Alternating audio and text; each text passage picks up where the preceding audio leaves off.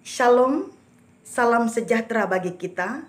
Renungan harian pada hari ini diambil dari Yesaya pasal yang ke-22 ayat yang pertama sampai ayat yang ke-8 dengan perikop kelancangan penduduk Yerusalem. Muncul sebuah pertanyaan bagi kita. Mengapa dikatakan di dalam teks yang ada penduduk Yerusalem dianggap lancang? Kita tahu bahwa pada waktu itu penduduk Yerusalem menghadapi tekanan yang begitu berat. Masalah muncul dari bangsa Babel yang berupaya untuk menaklukkan mereka di bawah jajahan mereka. Dan di tengah situasi kondisi tersebut, umat Allah benar-benar mengalami keadaan yang begitu berat. Akhirnya mereka berupaya keluar dari masalah yang ada. Caranya, pertama, mereka begitu yakin bahwa mereka bisa dengan kekuatan mereka sendiri. Selain itu, mereka juga berupaya mencari pertolongan dari bangsa-bangsa kuat yang lain yang ada di sekitar mereka. Mereka menjalin persekutuan dengan bangsa-bangsa yang tidak mengenal Allah. Apa yang dilakukan oleh penduduk Yerusalem ini menyakiti hati Allah. Mengapa? Karena sesungguhnya Allah mampu menolong mereka tanpa mereka harus mencari pertolongan dari bangsa-bangsa yang lain. Allah bisa membebaskan mereka, membuat mereka terlepas dari cengkraman bangsa Babel. Tapi rupanya penduduk yang ada di Yerusalem lupa siapa Allah yang mereka sembah. Allah yang berdaulat, Allah yang berkuasa, Allah di atas segala Allah. Ia mampu menolong mereka. Tetapi mereka tidak sungguh-sungguh mempercayai Dia. Apa yang terjadi dengan umat Allah yang ada di Yerusalem juga kadangkala terjadi dalam kehidupan orang percaya pada masa sekarang ini. Ketika orang percaya menghadapi masalah, ketika orang percaya menghadapi tekanan pergumulan kehidupan, kadang-kadang mereka tidak sungguh-sungguh mempercayai Allah untuk menolong mereka. Mungkin karena tidak sabar menunggu jawaban atas doa dan harapan yang dimiliki.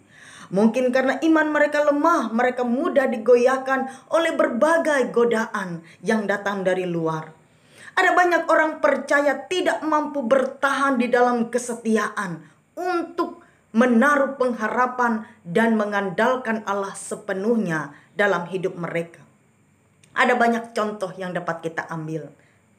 Contoh salah satunya adalah ketika orang mengalami sakit, berobat ke dokter, sudah tidak bisa lagi dikatakan pulih seperti semula.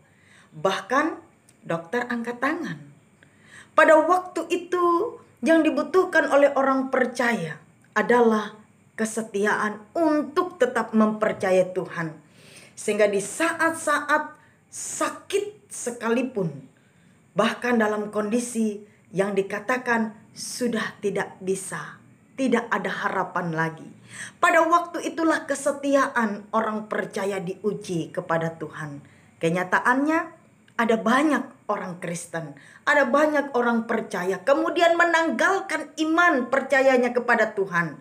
Mereka memilih pergi ke dukun untuk mencari pertolongan, untuk mendapatkan kesembuhan.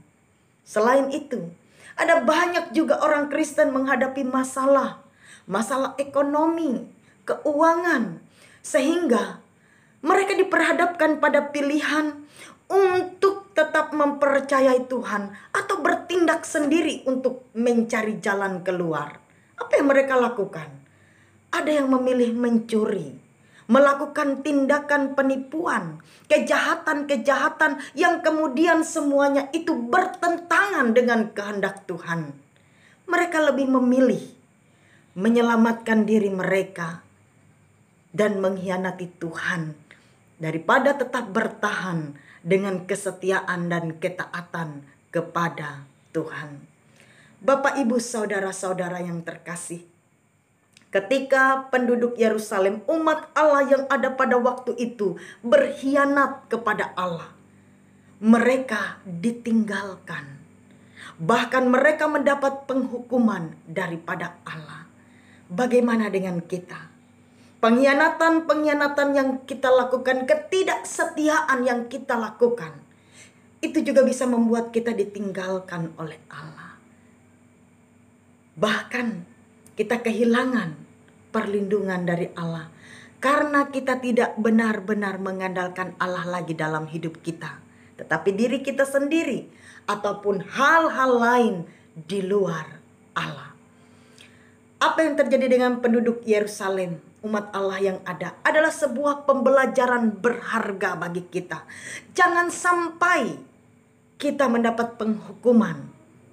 Jangan sampai Allah menjauh daripada kita, meninggalkan kita karena dosa dan pelanggaran yang kita lakukan. Mari kita menunjukkan kesetiaan kita kepada Allah, apapun situasi, apapun kondisi hidup kita. Tetap berpegang teguh dengan iman kita, sehingga suka duka pahit manis apapun yang kita hadapi, itu tidak menggentarkan dan melemahkan iman pengharapan kita kepada Allah. Tetapi kita tetap berserah, sehingga baik hidup atau mati, sehat atau sakit, apapun pergumulan yang kita hadapi, Tuhan menemukan kita tetap setia sebagai umat yang percaya. Karena apapun pilihan kita, tetap mempercayai Dia atau tidak bergantung pada baik tidaknya kehidupan, tetapi bergantung pada seberapa kita meyakini apapun yang terjadi, jika Tuhan izinkan itu yang terbaik. Maka meskipun secara kacamata kita tidak, kita tetap berkata, Tuhan, jadilah kehendak-Mu dalam hidup kami. Kiranya apa yang terjadi dengan penduduk Yerusalem, umat Allah yang ada pada waktu itu, menjadi sebuah pembelajaran bagi kita, agar kita tetap setia kepadanya. Saya akan membacakan Yeremia pasal yang ke-17, ayat yang ke-5 dan yang ke-7. Beginilah firman Tuhan, terkutuklah orang yang mengandalkan manusia, yang mengandalkan kekuatannya sendiri, dan yang hatinya menjauh daripada Tuhan.